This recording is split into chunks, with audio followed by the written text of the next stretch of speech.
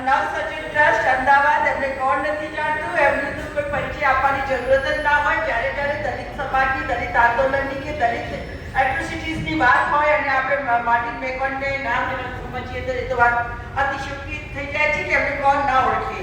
તો એવા મારા મુખ્ય મહેમાન મંચ ઉપર ઉપસ્થિત શ્રી માર્ટિન મેકવાનજી, અહીંયા ઉપસ્થિત માધુરામભાઈ ભોજ, તેમજ નિવૃત્ત આરટીઓ છે.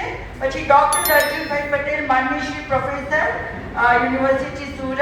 પછી ડૉક્ટર શ્રી મીનુભાઈ ભુરવિયાજી, તેમજ નિમંત્રકમાં નાથુભાઈ સોસા, ગણપતભાઈ પરમાર, આરજી પટેલ, જેમણે ઘણી વખત એમને મને સાંભળ્યા છે અને મને બહુ જ શું કહે હિંમત આપે છે, પ્રોત્સાહન આપે છે, પ્રેરણા આપે છે. એવા મારા સિનિયર કહેવાય, એવા મારા આરજી પટેલ સાહેબ શ્રી, અને એમના જ આમંત્રણથી હું અહીંયા આવી છું.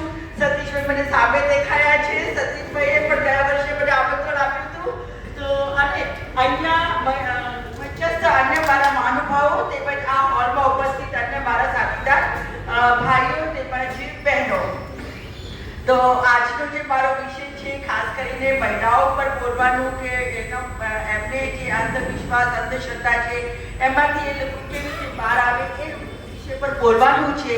તો મારા વિષય પર સ્ટાર્ટ કરતા પહેલા આપણે સૌ જાણીએ છીએ કે આજે આપણે વિશ્વરત્ન, વિશ્વદૂત, મહામાનવ, મહાનાયક, બોધિસત્વ, મહિલાઓ, દલિતો, આદિવાસીઓ, પછાતોના હકો માટે લડનારા, તેમજ જે આપણા સમાજને સમતા, સમાનતા અને સંપ્રભુતા ને વળગી રહીને એના સિદ્ધાંતો ઉપર સંવિધાન એટલું સર્વશ્રેષ્ઠ, વિશ્વનું સર્વશ્રેષ્ઠ સંવિધાન ઘડનારા અમારા ડૉક્ટર પરમ પૂજ્ય ભારત રત્ન ડૉક્ટર ભીમરાવ આંબેડકરની 134મી જન્મ જયંતિના ઉપલક્ષમાં આપણે સૌ અહીંયા ઉપસ્થિત થયા છીએ.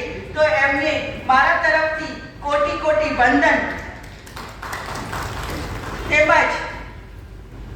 તેમજ આપ સૌને મારા તરફથી જય ભીમ, જય જોહાર, જય સંવિધાન, જય મૂળ નિવાસી અને નીલા સલામ.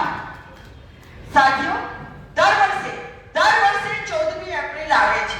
આપણે સૌ આવી જ રીતે ખૂબ જ ધૂમધામથી બાબા સાહેબ આંબેડકરની જન્મ જયંતિ ઉજવણી કરીએ છીએ અને ખૂબ નારા લગાવીએ છીએ, એમની પ્રતિમાઓને ફૂલહાર કરીએ છીએ. દર વર્ષે રાબેતા મુજબ આ ચાલ્યું જ રહ્યું છે.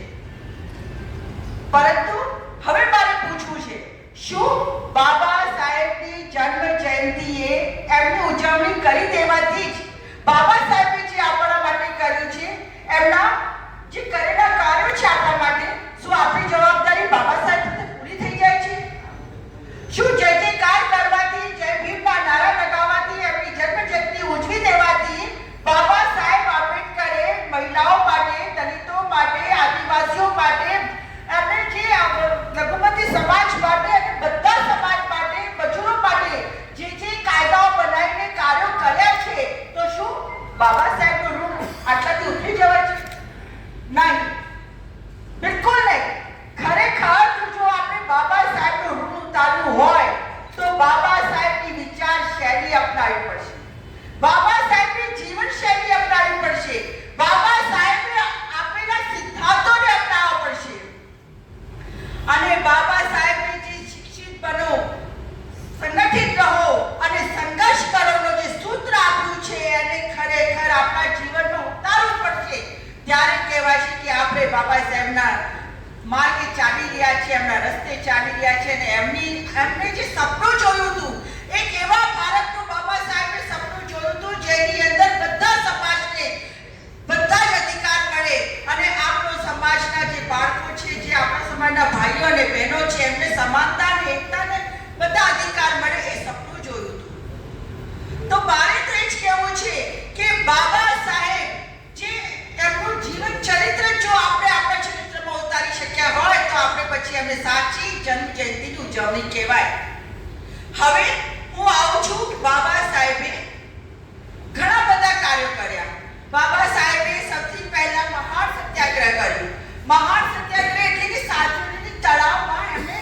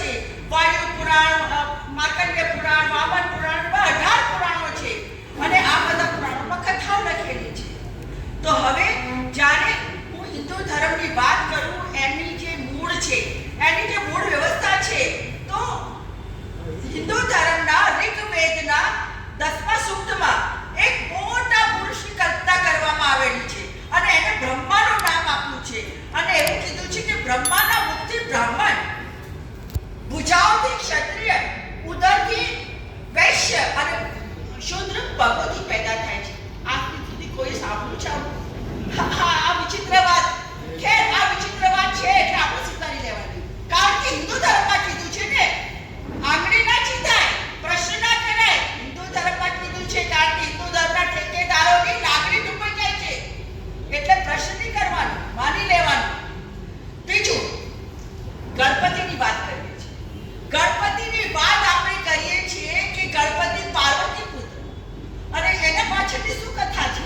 એમાં કહેલું છે કે પાર્વતી સ્નાન કરતા હતા અને કરતા કરતા એમના મહેલમાંથી એમને એક આકૃતિ બનાવી દીધી અને એ આકૃતિ ગણપતિ બની ગયા. અને એ જ ગણપતિનું વધ જ્યારે શિવે કરી દીધું તો શિવ પાસેથી ગણપતિ કીધું કે મારા બાળકને તમે જીતો કરી આપો. ત્યારે શિવે શું કર્યું? શિવે જીવતા હાથીનું માથું કાપી કાઢ્યું અને શિવે પછી એ જ માથું પોતાના બાળક ઉપર પાર્વતીના બાળકના ધડ ઉપર લગાવી દીધું. કેવી રીતે પોસિબલ છે? કેવી રીતે સંભવ છે? હું બધાને પૂછવાને જાણવા માંગુ છું. આપણે આજે તો આપણે સાયન્ટિફિક યુગમાં રહીએ છીએ, તો આ કેવી રીતે પોસિબલ છે? અને શિવે એક તો નાના બાળકનું વધ કર્યું, એ અપરાધ કરે છે, અને શિવે સાથે સાથે હાથીનું પણ વધ કર્યું, એ અપરાધ કરે છે.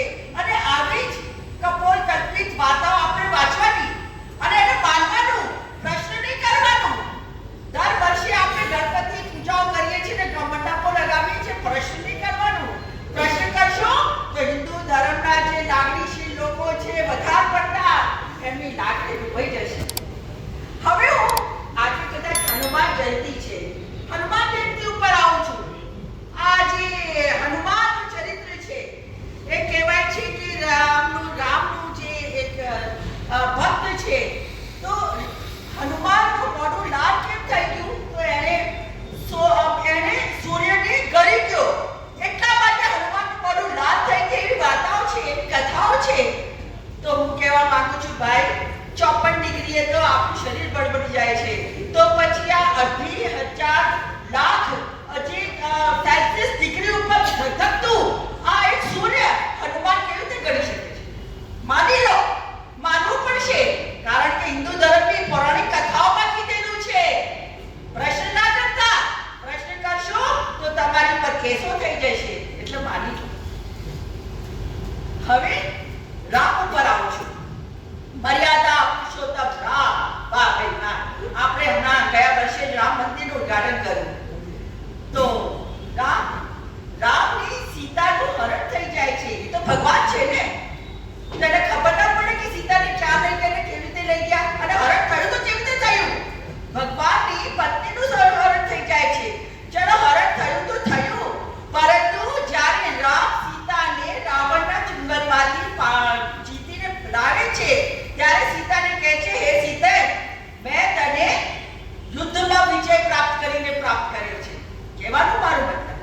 કહેવાનો મતલબ એ છે કે રામને પતિ તરીકે પત્ની સાથે પ્રેમ છે એટલે નહીં, પરંતુ વિજય પ્રાપ્ત કરી લાવ્યો છે એ વાત કરે છે. બીજું, સીતાની અગ્નિ પરીક્ષા થાય છે, તો રામની કેમ નહીં ભાઈ?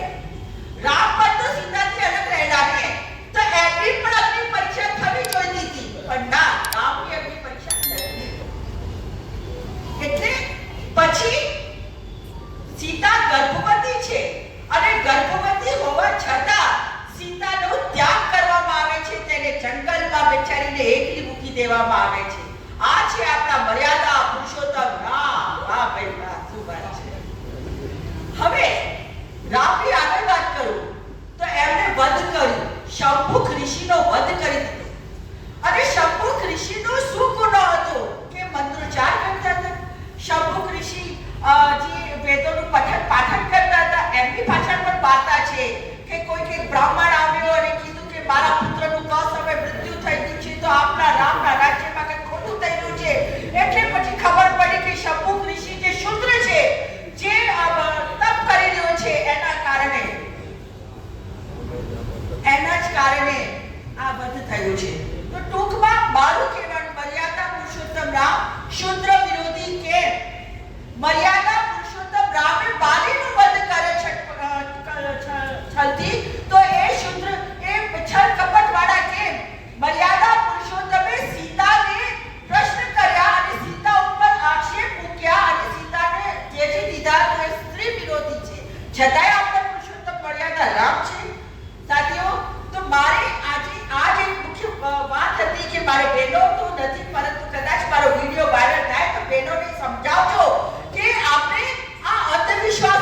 બહાર નીકળવું છે.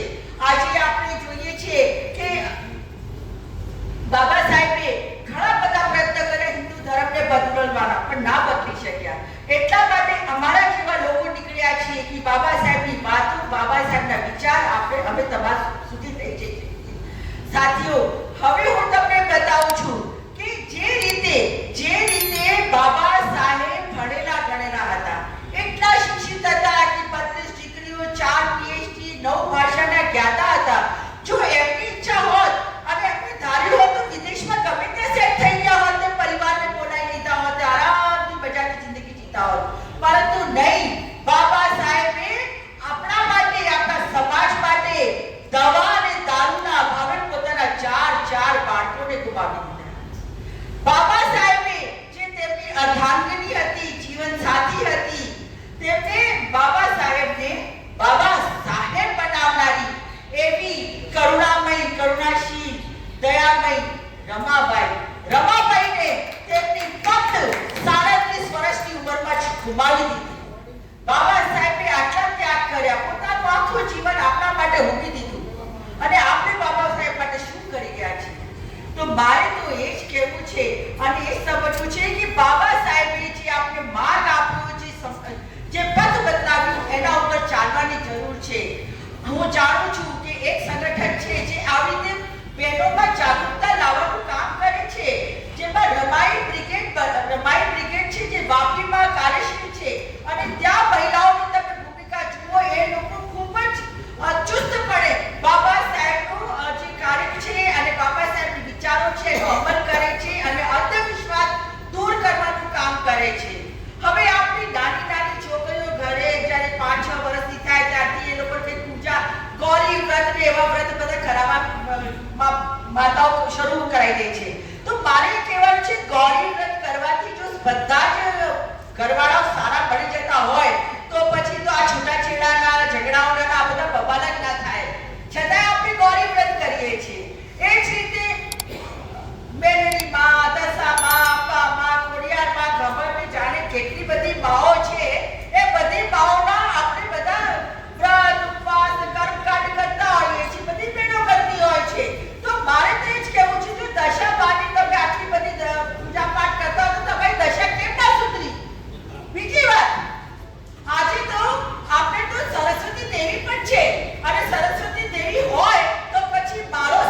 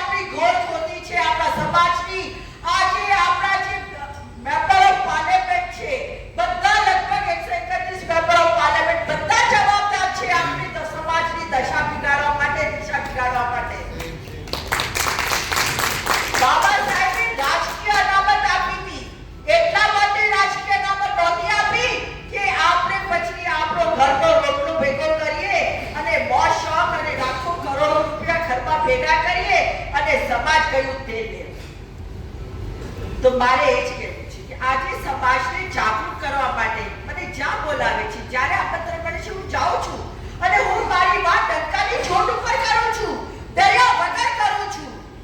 કારણ કે એના પાછળ નાનકડી વાર્તા છે. જંગલમાં આગ લાગી હતી, બધે ત્રાહીમામ દોડ થયેલી હતી. ત્યારે એક નાની ચકલી પોતાની ચાંચમાં પાણી લઈ એ આગ ઉપર નાખતી હતી. લોકો બધા જાનવરો હસ્યા કે આ તો શું કરે છે, આનાથી તો કઈ આગ બુઝી જવાની છે. તો પેલી નાની ચકલીએ કીધું કે ભવિષ્યમાં જ્યારે ઇતિહાસ લખાશે ત્યારે મારું કામ આગ લગાવવા વાળામાં નહીં, પરંતુ આગ બોલાવવા વાળામાં. તો બસ આટલી જ એક જવાબદારી સમજીને ચકલીએ જે જવાબદારી સમજી એવી જવાબદારી સમજીને હું મારા સમાજમાં વચ્ચે જાઉં છું અને મારી વાતને કરું છું. તો મારે તો કહેવું છે કે હવે આપણે આપ જોયું બાબા સાહેબે આપણને બાબા સાહેબે આપણને અનામત આપી અને હવે ધીરે ધીરે બધી અનામત ખેંચી લેવાય છે. ડાયરેક્ટ નહીં પરંતુ ઇનડાયરેક્ટ, કારણ કે એ લોકોએ બધું વેચી દીધું છે. સહકારી સંસ્થાઓ અને સરકારી સંસ્થાઓ અને યુનિવર્સિટીઓ બધું વેચી દીધું છે અને હવે બધું ખાનગીકરણ થઈ ગયું છે અને ખાનગીકરણમાં તો અનામત લાગુ પડતી જ નથી. પહેલા આપણા સમાજના લોકો, કોઈ પરમાર, કોઈ સોલંકી, કોઈ વાઘેલા, કોઈ Rathod first class, second class, third class ઓફિસરો બનતા હતા. પરંતુ આરએસએસ ની બહુ સોચી સમજી સાજિશ છે કે આ લોકોને જે ઉપરથી ઉતારોની છે તો ખસડીને ઉતારી દીધા આપણા લોકોને. હવે આપણા સમાજના છોકરાઓ કોઈ ઉપર પહોંચી શકતા નથી કારણ કે અનામત જ નથી. અને અનામત એ આપણો અધિકાર હતું અને અધિકાર છે.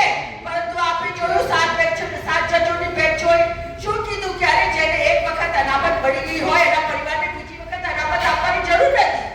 પીઆર ગવઈ એ તો આપણા સમાજના જજ છે ને, તો પણ એમને એવું કીધું. તમને ભૂલો થાય છે. તો પણ એમને એવું કીધું કે મારે મતલબ અનુસૂચિત જાતિમાંથી પણ ભાગલા પાડી દેવામાં આવ્યા. તો ટૂંકમાં હવે હું લાંબી વાત નહીં કરું, મને સમય તો હંમેશા જ ઓછો જ પડે છે ને પડવાનો છે. કારણ કે એટલું બધું દિમાગમાં હોય છે કે આ પણ કહીએ ઘણા બધા મુદ્દા હોય છે. પણ બધા મુદ્દાઓની સાથે સાથે હું એ જ કહું છું કે આપણા સમાજમાંથી દહીં દૂધ નહીં ચાલે. ઘરે જઈ જય શ્રી કૃષ્ણ કરો. હા, શ્રી કૃષ્ણની વાત કરું. એ જે રંગલીલા રાધા સાથે કરતો હતો તો રાધા તો એની સખી મામી હતી. આજના દિવસમાં ભાણિયા અગર જો પોતાની મામી સાથે રંગલીલા કરે તો કેવી રીતે છેડાઈ દેવાય? પરંતુ ના, ભગવાન છે ને, કૃષ્ણ છે એટલે નહીં. એ જે કરે સાચું, તમે કરો તો લીલા, અમે કહે તો ભવાય. એવી વાત છે ભાઈ. મારે તો હવે આપણે એટલું જ કહેવું છે, સમય પૂરો થઈ ગયો છે. છતાંય જતા કહું છું કે દૂધ દહીં નહીં ચાલે. આપણે કાં તો જય શ્રી કૃષ્ણ કરવું હોય તો જય શ્રી કૃષ્ણ વાળા થઈ જાઓ અને જય ભીમ બોલવું હોય તો દિમાગથી બાબા સાહેબ આંબેડકરને ભરી લો અને જય ભીમ એટલે જય ભીમ જ હોવું જોઈએ. પછી એની અંદર આ બધું દેવી દેવતાઓ અને ભૂમા અને માતાઓને બધી હટાવી દો